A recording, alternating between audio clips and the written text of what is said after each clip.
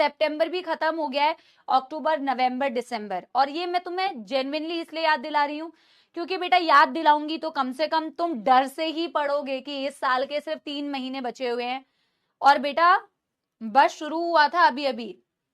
है ना। नीट की तैयारी तुमने अभी अभी शुरू करना स्टार्ट किया था, वापस से डिसाइड किया था, याद है ना। तो 3 ऑलमोस्ट ये इस महीने में बेटा 13-14 दिन बचे हैं, और आपके अक्टूबर, नवंबर, दिसंबर, प्लीज अपनी पढ़ाई बहुत अच्छी तरीके से कीजिए। क्लासेस में तो बेटा टीचर्स आपका सिलेबस कराते जा रहे हैं, आपको क्वेश्चंस भी करा रहे हैं, सारी चीजें आपको करा रहे हैं, बट यू हैव टू बेटा डू द रिवीजन, और आपको बहुत अच्छी तरीके से सारी चीजें पढ़नी है क्योंकि आप ही की पढ़ाई, आप ही की रिवीजन आपको सिलेक्शन दिलाएगी, ठीक है ना। बट मुझे पता है ये जो प्रेपरेशन वाला फेज है ना बेटा, किसी भी तैयारी का, नीट की तैयारी करो तुम, जेई की तैयारी करो तुम, यूपीएससी की तैयारी करो, जिस भी कभी जो स्टूडेंट की वो प्रेपरेशन वाला फेज होता है ना बेटा, it's actually tough, and especially it is tough when you are actually giving it multiple times. बहुत टफ होता है यार, कई बार ऐसा लगता है यार मेरी जिंदगी ऐसे क्यों है, मैं कुछ एंजॉय क्यों नहीं कर पा रही, होता है ऐसा, डिमोटिवेटेड फील होता है, लग रहा है वही चीजों को पढ़े जा रहे हैं, वही चीजों को करे जा रहे हैं, सबकी जिंदगी इतनी मस्त है यार, ना कहीं घूमने जा पा रहे हैं, ना मतलब टाइम वेस्ट करो, जरा सा भी टाइम वेस्ट कर दिया तो गिल्ट फील होने लगता है कि यार मैंने तो ये कर लिया, गिल्ट होने लगता है अंदर से। मैं कंप्लीटली इस चीज को समझ सकती हूँ। तो मेरे दिमाग में यही आ रहा था कि सच में जब मेरा भी टाइम था ना बेटा वैसा, तो मुझे भी ये चीजें फील होती थी, मुझे लगता था कि यार मेरे को पढ़ते ही रहना पड़ेगा क्या, इतना मैं तो कुछ और चीज बिल्कुल भी एक्सप्लोर नहीं कर पा रही हूँ, कुछ नहीं कर पा रही हूँ, है ना। बट यार देखो,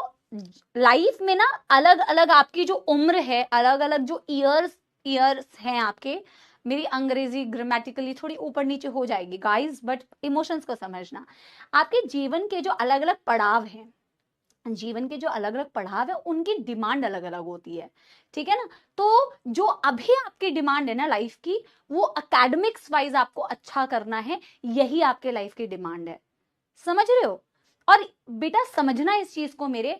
ऐसा नहीं है कि आगे जब आपकी लाइफ इस पड़ाव को आप क्रॉस कर लोगे, या मैं जिस पड़ाव में अभी हूं उसमें स्ट्रगल्स नहीं है बेटा, इनके अपने स्ट्रगल्स होते हैं, ठीक है ना, सबके अपने अपने स्ट्रगल्स होते हैं, लेकिन यस जिस टाइम पीरियड में जिस चीज की डिमांड होती है, अगर आप उस चीज को अच्छे से फुलफिल नहीं करते हैं ना बेटा, तो आपकी आने वाली जिंदगी में बहुत मुश्किलें हैं बेटा, और जिंदगी में मुश्किलें ही हैं।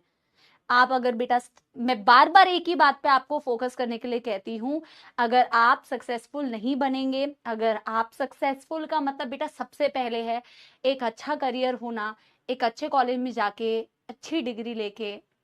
या इवेंचुअली अच्छी एक नौकरी करना, पैसे नहीं कमाओगे तो कोई नहीं पूछेगा ना बेटा, कोई नहीं पूछेगा, भूल जाओ यहाँ तो तुम जो बोल रहे हो ना, जन्मों जन्मों का साथ बना रहे हो यहाँ चैट बॉक्स में, तुम मेरा बेस्ट फ्रेंड है या जीवन संगनी भी, और कुछ भी बना रहे होते हैं यहाँ पे,